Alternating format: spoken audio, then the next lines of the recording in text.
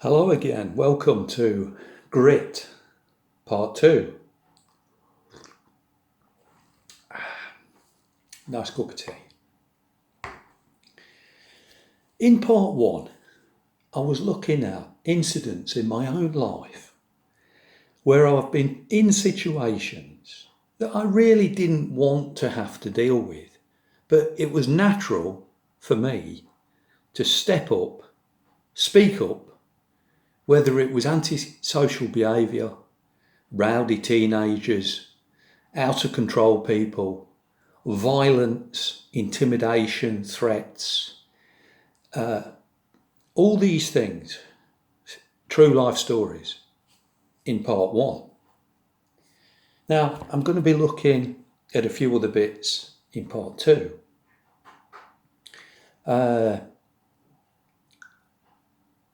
I think of a couple of incidents that very easily could have resulted in physical violence. Now, I had a mate called Nick years back, and we're through school together, knew each other, and went to different things together, knocked around with a group of mates, and he could handle himself. He didn't, I've seen him in the playground, standing up to kids, and even though they're hitting him, he'll hit them back and hit them hard. And two stories with Nick. One was on a bike. We were both on push bikes, and we were down a long stretch of the Norborough Road. And this car came by and cut up my mate Nick on his push bike. You could almost say in a deliberate, provocative fashion. So he did the old V's up to him. And the car moved ahead, slowed down and pulled into a lay-by. So we get off our bikes, and as we're walking along with the push bikes, we look down at the car and the doors open, 4 doors together, just like a film. Bump, bump, bump, bump. And 4 skinheads get out, big lads, braces, bother boots, and they've got chains like this, right? So my mate Nick, being the sort of guy he is, quite happy to take on 4 of them. He says, "Are you with me, Buck?" I said, Nick, I mean, come on, it's only the V's up. It's not worth getting, And there's a time and a place to use wisdom and to run away when it's clever and sensible. They did nothing in that sense. They want to scrap. They want to fight. And I said, "No, mate, no, come on, let's get out of it." So we began running. I went down the main road. He shot off across the reservation over to the next road, going the opposite direction, and disappeared down some road. Anyway, you imagine being on a bicycle with someone with a chain like this, trying to hit you. You try and get the bike moving fast. Anyway, I did in the end, and I flew down the road, and I got home safe. And goodness, what crazy situations older teenagers get themselves into, if not younger teenagers, to be honest. But you see, there was wisdom, wasn't there? He who runs away may live to fight another day. So there was no need to get over a V's up. I'm not going to, No. There's a time and a place. Something serious, yes, we stand up. But in situations like that, no. We were outnumbered as well. 4-2. And as I said before, I'm no tough guy. I keep maintaining it. I'm not. I'm no tough guy. So there's another one happened with the same mate, right? We're coming back on the bus. He lived only a few streets away from me, Nick did. And he spotted, there's quite a few people on the bus, and he spotted a girl he knew. So he went and sat with her and talked with her. And I was sitting by myself, a few seats apart, or on the opposite side. And it didn't look like we were together. So then these group of lads, they start kicking off and being very aggressive and nasty, spirited. And I was sitting like a couple of seats or directly in front of them. So that they did something to me, and they were saying things and this and that. They did something. I think it was a cigarette butt on something. And I got up and I walked down and I looked at him as he sat there. And now, I'm the sort of person that, I'm all bluster and bravado, in a sense. And I'd just seen the film In the Heat of the Night with Rod Steiger and Sidney Poitier. And Rod Steiger played the policeman from the South, and Sidney Poitier was a policeman from Chicago or somewhere. Anyway, I'm not going into that. But the point is, Rod Steiger in the film, with these villainous people, he walks up to him and he goes, "I don't think I heard what you said." So I repeated the same thing to him, the same line. It was fresh in my mind. "I don't think I heard what you said." Well, he went like purple, His face went purple, beetroot. But you see, after I sat down again, they get cocky and arrogant. And his mates were saying, yeah, we'll have him when he gets off the bus. We'll get him. Yeah. We'll have him. Yeah. Well, a few of them got off the stops, and there was just two of them. There was just two of them on my stop, which was the terminus. Right? And I got off and they came to get me, didn't they? Well, Nick got off and they didn't know nothing about him, right? And I wasn't expecting this either. But Nick just went over to the main culprit and went bang and knocked him out on the car park. Completely sparko. Bang! One hit, he was down. The other guy who was with him, he did not know what to do, whether to run, to stand up. But in the end, he squared up a bit to Nick. And I then played the peacemaker. As Jesus says, blessed are those, the peacemakers, and that. And I said, "No, that's enough now. Come on, let's calm it down. Look. It's over now. It's finished. No, Nick, come on, let's calm it down. Calm it down, mate. It's finished now. Let's leave it there." And that was it. We walked off. I don't know how long it took for his mate to come to, but we left him there. And nothing further came of it. My mate stuck up for me, and everything was fine. Now, if you look at all the stories I told in the last one, on part one, and you look at these two stories, these are the incidents that come to mind. There may well be others, but I'd have to dig about a bit in my memory to try and remember other things. These were the main things. And notice, in all of them, I never had a fight with anyone. So anybody thinking, I couldn't do what they... No, I couldn't challenge people. Oh, I can't speak up. No, it's not correct. You can. You can speak up, whether you're a man or a woman, young or old. Speak up. Commit your ways to the Lord. He'll bring it to pass. He'll protect you. Now, there may be times you're going to have to stand and fight, but what I'm saying is, it never developed where I had to fight. I never asked my mate to come and help me out. He just did it.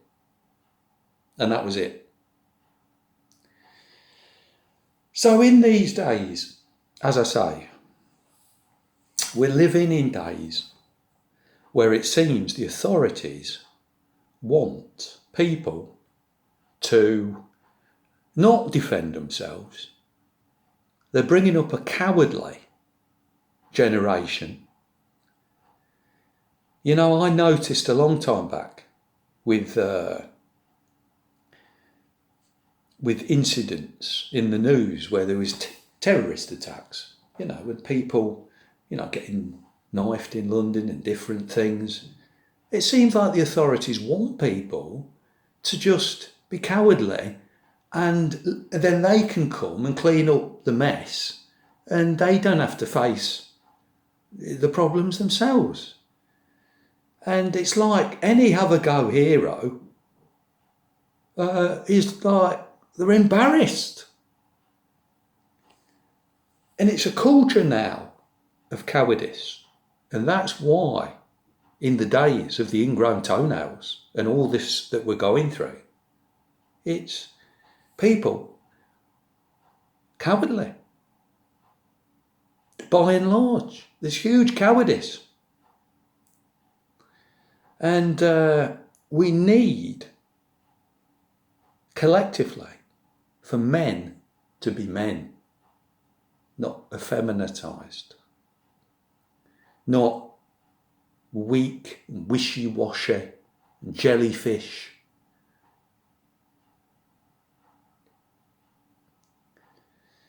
And also, I'm going to speak now on the issue of self-defense. You know, we all have the right to defend ourselves. The government, they say, oh, reasonable force. Well, by the time you work out what reasonable force is, you may well be seriously injured or dead.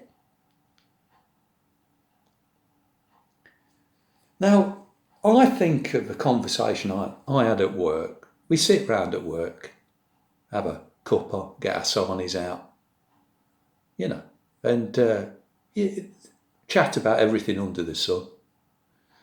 And I remember one conversation before all the, you know, the ingrown toenails hit and all that we're going through the year of, you know, 20 and into 21. And the conversation was on GUN control and, you know, bearing arms and is it right, is it wrong? Well, we're from a culture, aren't we, of no GUNs. Now, we're aware of the fact farmers have, you know, to keep the rabbits or crows or whatever at bay, or the rats. And we know that the armed forces have them, and we know that the police have them. But for the general population, it's sort of almost, well, they make it a crime, don't they, I think, to have anything. But I'm just looking and examining what people think. Now, we should have the right to defend ourselves. And right or wrong, in America, they have GUNS, don't they? And when I was in Texas in 1980, of October of 80, as a young man, I remember seeing, I'm going to relate to a couple of incidents that I saw.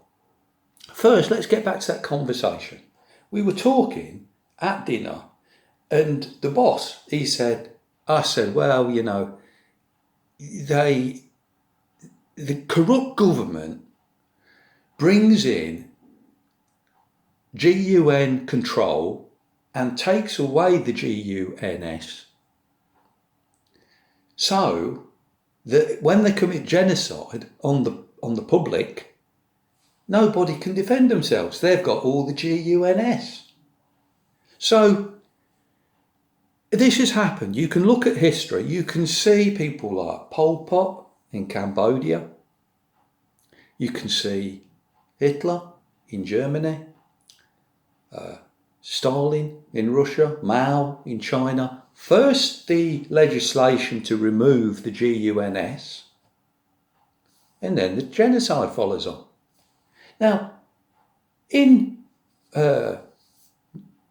Nazi Germany, had the Jews and others had GUNS, I don't think they'd be so happy the security forces coming round, or, the POLICE, knocking on doors to arrest them and transport them to the camps. They wouldn't be so happy, would they, if they knew people could be there? So, it's something to think about, isn't it? Now, when I was in, as I say, in Dallas, mainly there, and I went in a Western wear shop, and the guy, I was looking at the hats and belt buckles and boots and different things, and he comes over and he begins talking, and I say, "Do you have much trouble here?" And he had a waistcoat like this over his shirt. He pulled it like that, and it was like he had there under his arm, and I thought, wow, a shop assistant with a... He says, "We shoot first and ask questions later. There's no trouble. Little old grandmas," he says, "have got them in their handbags." Yeah. And I'm sitting in... that's right, I stayed at the Alamo Plaza Motel while I were there. And the lady who was running it, her husband, Joe Leitner, he came out one morning and he says, "I hear you're from England." I said, "Yes." He says, "Beatles," he says, "they were good old boys." He says, "Beer in the fridge, come on in." And he says, "My team's in the World Series, Kansas City," he says, "baseball." I says, "Okay." So I went. I used to go and eat there and different things. They were friendly to me. So we're sitting there watching a bit of the World Series, and suddenly this buzzer goes off. He leaps up and pulls out a Magnum lolly. You know what I mean? Great big, yeah? And goes running out. I follow him. He says, "Somebody's just tried to rob my wife in the motel where they come and book in and out, and they've ran in the diner." So we're standing there, and a few of the residents from the motel, they've come out. Larry, a big guy from Tennessee, he's there, and others. And then the cop car comes, and it's just like a film.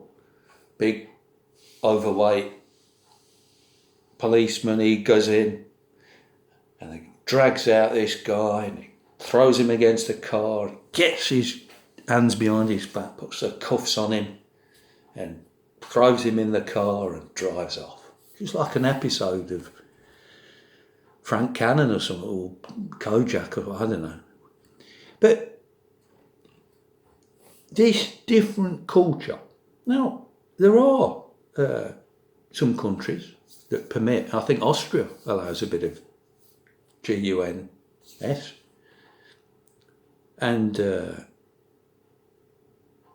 I remember, I think Mark Devlin makes a comment on one of his talks of somebody from Switzerland who was in, and they're called up for national service, and they've all got to learn the different GUNS and the different things to learn, the different types. And the person asked, "Why do we have to do this?" He says, "Because of corrupt, bad government that gets out of control. It's your responsibility as a citizen to stop them when it gets out." Now, I'm not suggesting nothing.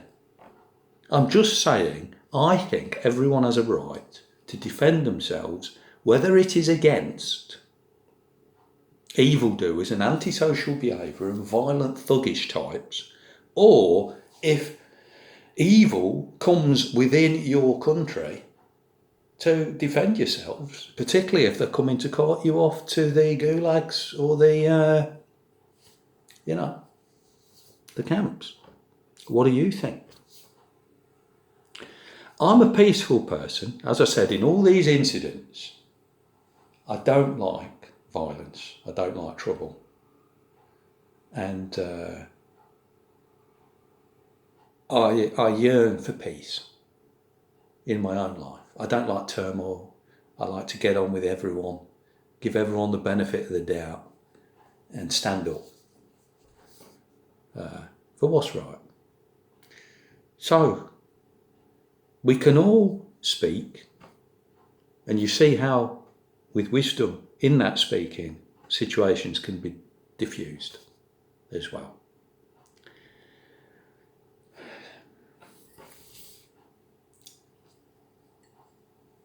God bless you all.